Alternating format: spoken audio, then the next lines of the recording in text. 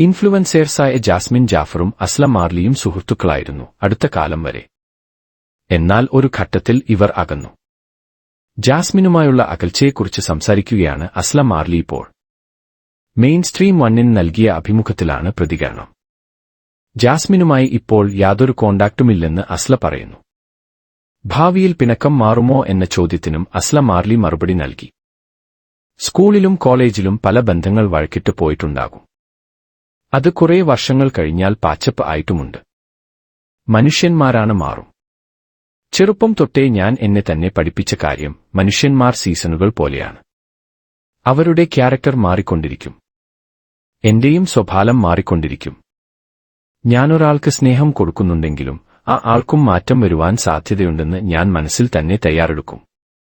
എന്താണെങ്കിലും അത് താങ്ങാൻ ഞാൻ തയ്യാറായിരിക്കണം. എന്നാൽ മാത്രമേ തനിക്ക് ജീവിക്കാൻ പറ്റൂ എന്നും അസ്ല മറിയ വ്യക്തമാക്കി.